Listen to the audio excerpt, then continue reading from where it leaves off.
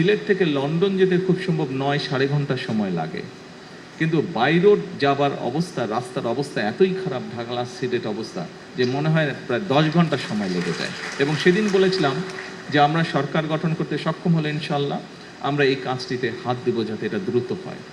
সরকার গঠন করার পরে এই দায়িত্বে যে মন্ত্রণালয় আছে আমি তাদের সাথে কথা বলেছি। আমি তখন জানতে পারলাম যে খুব সম্ভবত কাজটি যখন শুরু হয় বিভিন্ন জায়গায় তাদের যে কোম্পানিগুলো কাজ করবে তাদের যে সাইট অফিস থাকে সেখানে জমি অ্যাকোয়ার করতে হয় সাইট অফিস, এবং বিভিন্ন কারণে 11টি জায়গায় যেখানে সমস্যা রয়ে গিয়েছে, প্রশাসনিক সমস্যা রয়ে গেছে, সেই এছাড়াও কিছু সমস্যা আছে যে কারণে কাজটি বন্ধ হয়ে পড়েছিল।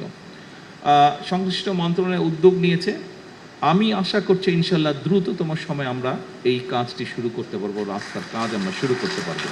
সময় লাগবে, তবে কাজটি শুরু করলে ইনশাল্লাহ শেষ তো এক সময় হবে, এবং আগামী কয়েক বছরের মধ্যে আমরা এটা ইনশাল্লাহ শেষ করতে পারবো। এবং তার ফলে যেটা হবে, মানুষের যাতায়াতে, ঢাকা টু সিলেট, সিলেট টু ঢাকা যাতায়াত, বাই রোড যাতায়াতের এত কষ্ট মানুষকে ইনশাল্লাহ ভোগ করতে হবে না। সম্মানিত উপস্থিতিবৃন্দ,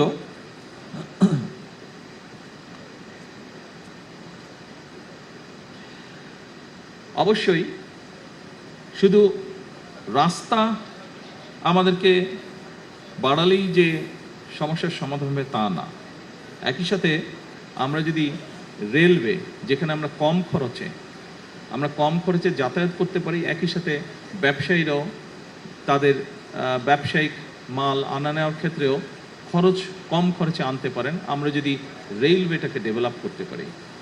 আমাদের বর্তমান সরকার আমরা একটি উদ্যোগ গ্রহণ করছি যে সারা দেশে কিভাবে রেল যোগাযোগটাকে বৃদ্ধি করা যায়। রেল যোগাযোগটাকে বৃদ্ধি করলে স্বাভাবিকভাবেই অধিকাংশ মানুষ এটিতে যাতায়াত করবেন, এটিতে খরচ কম হবে, সেটি যাতায়াতের খরচ কম হবে, সেটি ব্যবসায়িক কারণে খরচ কম হবে। আমরা রাস্তা যতই বড় করতে থাকি ততই গাড়ি নামবে রাস্তায়, ট্রাফিক বাড়বেই। এবং আরেকটি বিষয় আমাদের মনে রাখা প্রয়োজন, জনসংখ্যার ভিত্তিতে আমরা পৃথিবীর খুব সম্ভবত 8ম স্থানে আছি, কিন্তু আমরা ল্যান্ড ওয়াইজ যদি চিন্তা করি আমাদের দেশটা হয়তো অত বড় না, অনেক দেশে থেকেই ছোট। সেজন্য আরেকটি গুরুত্বপূর্ণ বিষয়, বাংলাদেশ হচ্ছে একটি কৃষি প্রধান দেশ। সেজন্য রাস্তা যদি নির্মাণ করি আমরা, একই সাথে কিন্তু আমাদের ফসলি জমিও নষ্ট হচ্ছে, সেজন্য সেই বিষয়টাকে আমাদের মাথায় রাখতে হবে। এত বিপুল সংখ্যক জনগোষ্ঠীর খাবার তো আমরা বিদেশ থেকে ইম্পোর্ট করা সম্ভব না, এবং আমরা আলহামদুলিল্লাহ মোটামুটিভাবে খাদ্য স্বয়ংসম্পূর্ণ, কাজে এইটিকেও আমাদের ধরে রাখতে হবে। সেজন্যই অবশ্যই রাস্তার উন্নয়ন, আমরা রাস্তার ক্ষেত্রে যোগাযোগ ব্যবস্থা উন্নয়ন করব, কিন্তু রেলটাকে আমরা ডেভেলপ করতে চাই। স্বাভাবিকভাবেই সিলেটের মানুষ নিশ্চয়ই উৎসাহী হবেন না, খুব ইন্টারেস্টেড হবেন না শুনতে যে ঢাকা রংপুর রেল ব্যবস্থা উন্নতি হচ্ছে। আপনারা নিশ্চয়ই ইন্টারেস্টেড হবেন যে ঢাকা সিলেট বা সিলেট ঢাকার রেল ব্যবস্থা উন্নতি হচ্ছে। আমরা চেষ্টা করছি এই ব্যাপারে, ইনশাল্লাহ এ ব্যাপারে আমরা চেষ্টা করছি যে ডবল লাইন কিভাবে করা যায়, ডাবল লাইনের মাধ্যমে এই সমস্যাটার সমাধান করা যায়, দ্রুততর করা যায় ঢাকা সিলেট বা সিলেট ঢাকা রেলওয়ের ব্যবস্থা।